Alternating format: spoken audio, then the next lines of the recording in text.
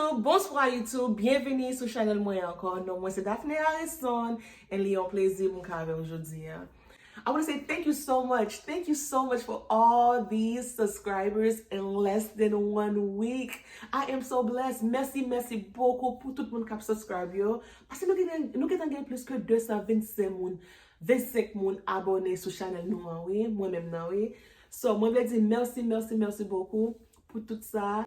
I know, run those numbers up. Today is my daughter's birthday. Today's my daughter's Taylor's birthday. She turned 6 today. Jeudi c'est effectif moi. Jeudi fait 6 ans. And so because it's my daughter's birthday, parce que c'est effectif moi, moi voulais prendre juste à jeudi pour me parler de relasyon parent avec pitit, right? So on nous parler de ça. All right. Opinion pas différent que opinion pas, but this is my opinion based on my research. I've noticed that Haitian mothers oftentimes they have some type of jealousy between mothers and daughters, and that is not healthy. Let's talk about it. When you go to Haiti, oftentimes, if you come from a really good family, oftentimes you will have a driver, you will have maids, you will have somebody who's picking up after you, will have somebody who's doing the laundry. You have different things depending on what type of family that you come from. But many type of families in Haiti who are pretty much well off, you will find that. Okay, it's my opinion.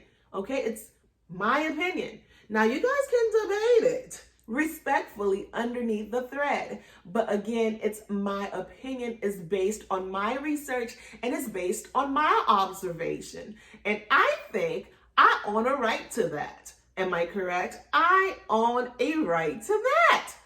The truth about Haitian toxic parents. Let's talk about that.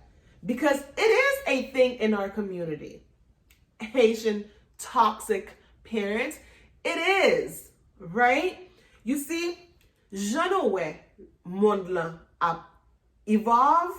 C'est comme ça, parenting, it's evolving. Et en pile fois, dans la communauté haïtienne, les Haïti yo différent. Les yo rentre dans pays ici ou bien l'autre pays étranger, yo agi différent tout. Let's talk about it. Haïti, wal l'école, après ça, wal dans l'université, l'on fin apprendre, sous jeune moun ou marié avec ou fait vie ou, then ou marié avec. Mais en pile fois, l'on marié avec moun nan, you still stay in your family house, right? Ou toujours été dans la famille, pas vrai? En pile fois encore tout, ou ka l'école, ou ka ven rive nan moment que ou fait yon bagay ou pas supposé faire. Si c'est Haïti, nous agi différent. Ti moun nan toujours été la caillou ou toujours aider ti moun nan parce que depuis votre paraît petite fête tout bagay fini. Mais là nous rive dans pays c'est là nous agi différent. Nous gen un sens de pas kon kote nous bagay ça, kote nous pas bagay ça. Depuis ti moun nan font erreur, tant l'entendez ou pa ke bag yo ale ou mette yo dehors. Kounya lo mette yo dehors là. Sauve le yo pou yo faire. Koto vle yo pou yo ale. So ça veut dire si yo te gon chance dans la vie yo pou yo te ka tourner yon bagay pou yo te ka turn that mistake around. Ou point chance la nan men yo, because what you did was because of your emotions, because of your incapability to go ahead and say, you know what, let me manage my emotions so we can come together and work this out as a family. You choose to put them out with a belly. Oui, m'a dit parce que dans la communauté haïtienne, nous avons ça pour défaut, ok? Nous avons ça pour défaut, so vraiment, m'a parlé de ça, ok? M'a parlé de ça. Toxic parenting. Yon l'autre bagay mwen ve touche. Paran Haitian nou gen sa pou défaut. Ok? Nou gen sa pou défaut. Ki sa nou gen pou défaut? Let ti moun nan vin parler avec nous de yon bagay, nou bezon rele Jean, Jacques, Desaline, nou bezon rele Toussaint, Louverture, ou bezon rele Marie, Joseph, Ou besoin rele depuis se moun nan pays, hein? Et là ou fini ou rele depuis se moun Canada, là ou fini ou rele depuis se moun en France, là ou fini ou rele depuis se moun Providencial, là ou fini ou rele depuis se moun Jamaïque, Bahamas, kote moun yo sorti Mexique. Ça connaît ou besoin raconter depuis des bagages qui passé en dans kay nou avec petit nou. Toxic parenting. Okay? Enough is enough. Okay? Reste en paix. Si on bagay grivé en dans kay nou, li supposé rete en dans kay nou. Okay? L'autre monde pas supposé connaître de ça qui passé de petit nou. Okay? Voilà, l'autre monde pas supposé connaître. Li pas fait sens. It's unacceptable. So qui boîte de secret ou gen pour petit ou an là. Si ou même kok maman a mette dans la rue. Qui ça va pas prendre li là? C'est pour nous répondre moi.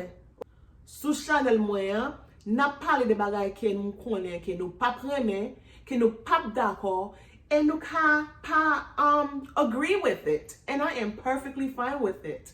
Moi okay avec ça. Parce que I am just communicating my observation and my opinion. Okay? My observation and my opinion. Okay? You guys are toxic. It's called toxic parenting. On l'autre bagay tout, moi vle parler de li. Let ti moun yo vin. Donc ti moun yo à l'école. Okay? Y a l'école. Son professeur l'école moi y a l'école. Et tout ça professeur a dit ti moun nan fait nous quoi? Ça fait sens? Tout ça professeur a dit ti moun nan fait nous quoi?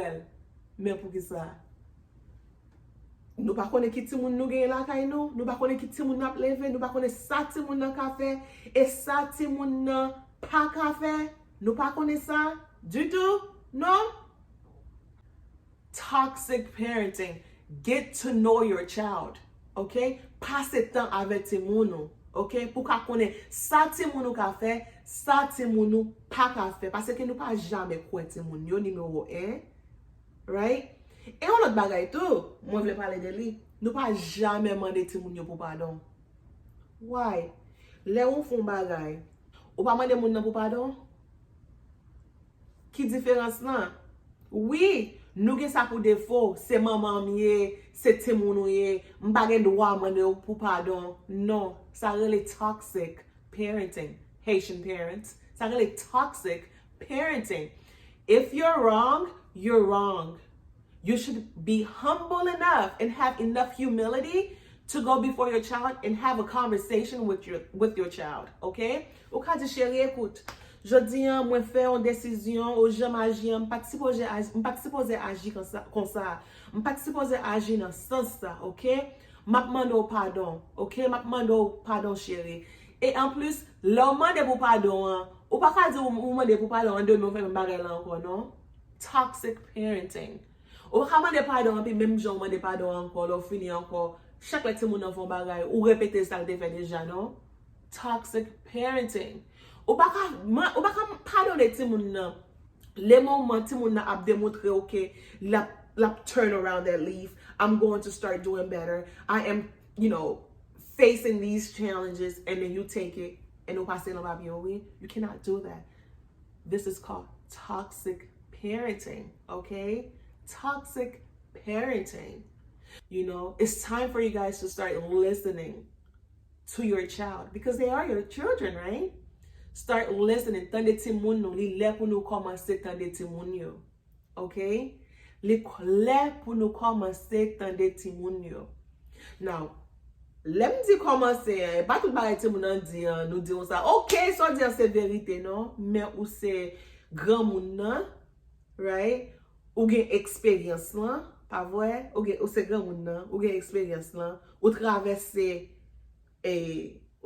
lan men sa deja, pa vwe? Ou bien, you crossed this road already. So you have the knowledge, you have the wisdom, you have the experience, you have the communication skills, and you have the comprehension. Right? Ou gen tout sa yo to start molding. Now, pa gen nan oken nan nou ki pa fe, okay? We're not perfect. We're going to make mistakes daily. right? Fais mistake ça, ou apprête à changer. It's important to know that. I strive for my channel to be in a positive light, okay? No, we're not going to have that negative spirit, that negative energy in our channel, but it is going to be educational. Yes, of course it is. Yes, it is. And it is going to be a learning opportunity for all of us, me included. Absolutely, me included. Yes, right? And it is going to be a channel to whereas we can communicate effectively. Okay? Nous can communiquer longtemps de l'autre. Okay? So that's what I want my channel to be. Okay? Nous parler de éducation, nous parler de health, nous parler de fitness, nous parler de lifestyle. Well, lifestyle is a part of fitness, right? Nous parler de manger, parce que j'aime qu'on fait manger. Okay? Thank you guys for watching. And I'll see you guys on the next video. Don't forget to comment, like, and subscribe. Pas oublier pour abonner. Pas oublier pour commenter. Pas oublier pour subscribe. Pèse petit bouton rouge là.